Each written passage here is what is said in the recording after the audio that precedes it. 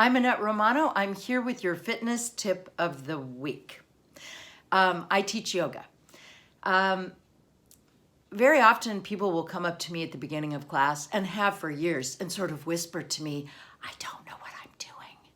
To which I always reply, great, you're in the right place. But the next thing I've heard the most often during my years of teaching is, I have terrible balance. I think we have inherently good balance, but there are some ways that we can, some choices we can deliberately make to improve our balance. And we'll apply this to a pose, the Sanskrit name of which is Dandayamana Janushirshasana. It's a mouthful, but we'll get back to that. So let's look at several ways to find our balance.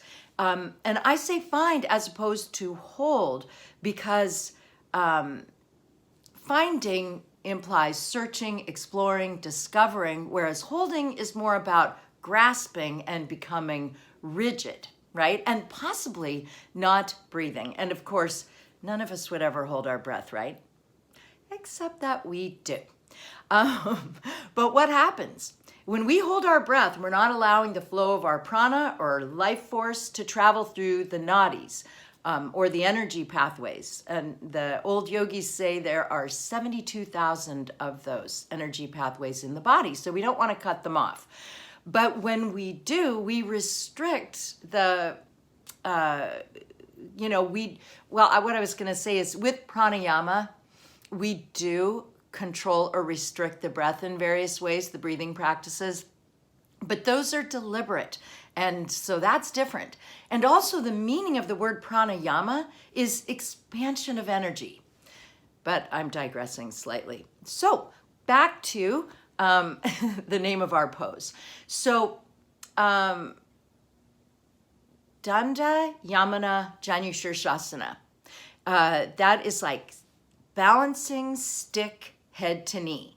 So there are a lot of straight lines and you're on one foot and you don't have to bring your head all the way to your knee. But you've seen this pose before and there are variations. It's pretty cool. I'll show it to you in a second.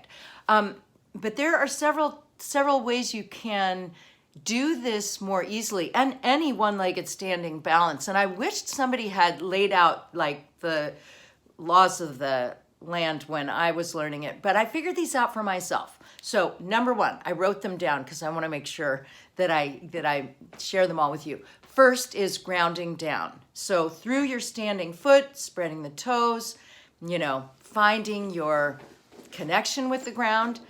If you hear a funny sound, I have a little kitty playing over there. And then trusting your standing leg.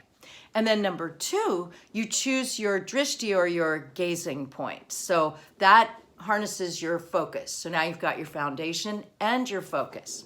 Next, you have to make sure that you connect yourself together. And the best way to do this in a one-legged standing balance is to engage the core body lift. From the arch of the foot through the inner knee, inner thigh, pelvic floor, lifting the navel, all the way really up to the crown of the head. And then lastly, don't hold your breath.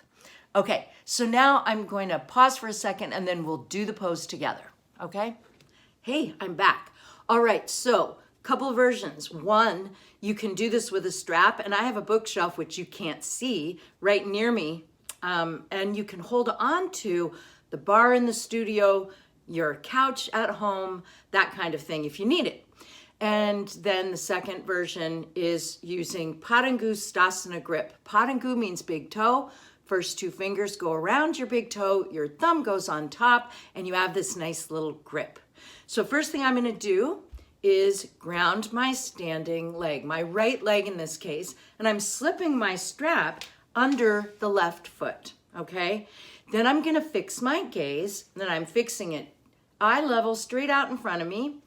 And then I'm going to feel the core lift of the body as I inhale, so I'm not holding my breath, my left knee up, and then I'm going to extend my leg, keeping my hip down. My hip is not hiking up to knock me over, and I'm not looking all around worrying what anybody else is doing, because that'll for sure knock me over, but I'm lifting my leg comfortably, and I'm not leaning back like a water skier. A variation is I could pass my strap into my hand and put my hand on my hip. I know you can't see my foot, but you get the gist. And there's a variation, and there are more. But that's with your strap, okay? So let's say I put my right hand on my hip this time and take that Padangusthasana grip on my toe for the bareback version. And so here I grab that, but I've done all those things already instinctively because I'm used to it.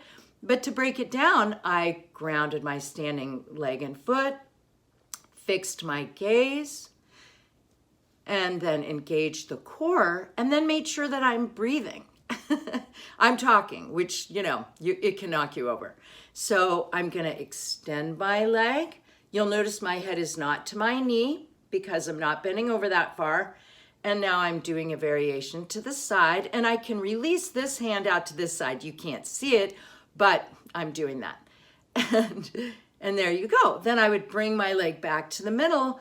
And lastly, coming out of a balance, you would want to let yourself out on purpose. I always say if it spits you out, go back in and get it and come out by choice. This is a really long tip of the week. I hope it's not too long and that you stuck with me.